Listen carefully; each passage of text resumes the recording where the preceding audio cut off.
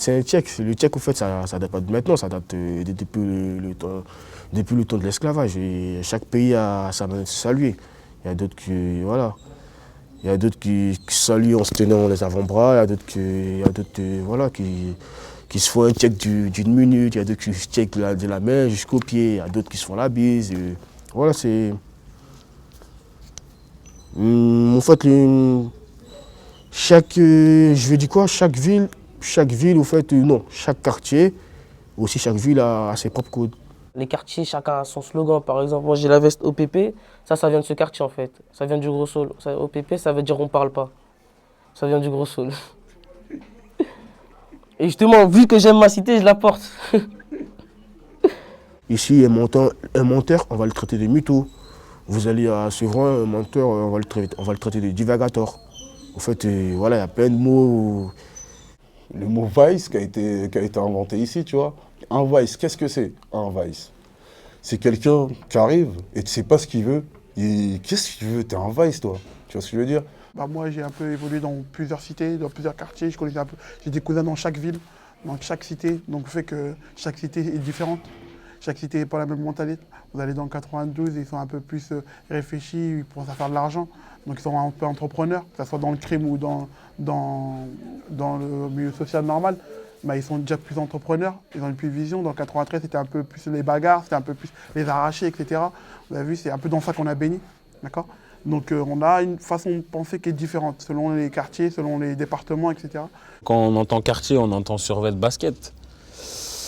C'est aussi pour se sentir à l'aise. Moi-même, je peux sortir au quartier en survêtement et basket. Mais chacun a sa propre manière de s'habiller. On n'est pas regardant là-dessus, quoi. Après, des fois, on peut sortir, on peut faire par exemple des cinémas, pas obligé de toujours rester au quartier. On fait des sorties avec des centres, dans nos quartiers, on fait tout. Comme des enfants de 16 ans, quoi. On va en cours, une fois qu'on a fini les cours, on rentre chez nous. Après, on reste dehors, soit on reste en bas de chez nous, soit on va jouer au foot, ou sinon on va à la salle de muscu. Tu peux rentrer chez toi ou tu peux rester dans le quartier avec tes amis. Et qu'est-ce qu'on fait avec les amis?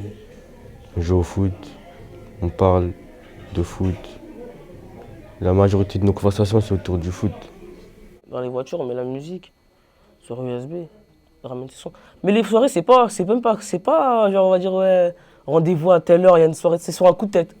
On est posé, tranquille, tout d'un coup il y en a qui commencent à mettre la musique, tac, ça commence à s'ambiancer et tout. Puis voilà, c'est sur un coup de tête. La musique qui se rapproche le plus de nous, clairement, c'est pas la variété française, c'est pas la pop, c'est pas l'électro. Donc, surprise, c'est le rap. Donc évidemment, ce qui est le plus réputé ici, c'est le hip-hop. Après, en termes de cinéma, tout ce qui touche à... C'est vrai que, pour ma part, hein, j'aime beaucoup les films d'action d'une manière générale, hein, pas spécialement violents ou quoi, mais c'est vrai que les films d'action, ça me plaît pas mal. Enfin, il y a des classiques aussi. J'aime bien les films liés au quartier.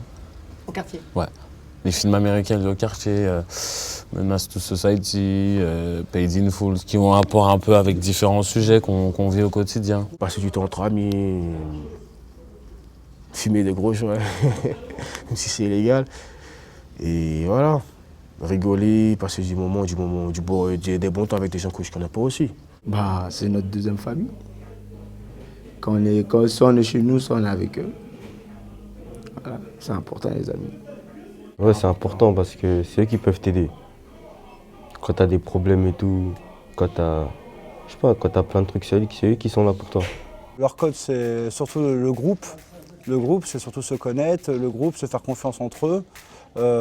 s'aider et s'entraider. Donc ils ont un esprit d'entraide assez formidable entre eux, un esprit assez fraternel entre eux. Ils ont une sorte d'esprit de famille qui se fait, qui se crée entre eux. Parce que dans la difficulté, face à l'extérieur, ils sont obligés de se regrouper en forme de groupe. Donc les phénomènes de groupe, c'est pas parce qu'ils le veulent, c'est parce que c'est le seul moyen de se protéger. Il y a des groupes. Il y a des groupes de grands, de petits, de moyens. Voilà. Nous, on est là. On va dire on est 8-9. Voilà. Mais dans les 8-9, vous êtes que des garçons ou il y a des filles? Non, il n'y a que des garçons. On dirait on est les seules meufs. Voilà. C'est dans le quartier? On dirait. Elles sont où les autres filles? On les voit pas. Il y en a vite fait, mais...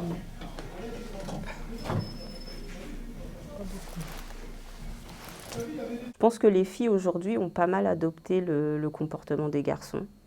Il y en a qui sont assez agressives entre elles, elles se battent, elles s'insultent. Donc ouais, je pense qu'elles font pas mal comme les garçons maintenant. Là, la recherche d'un certain respect, voilà. C'est un peu d'un côté, soit t'es la fille facile, ou sinon, tu te fais respecter, quoi.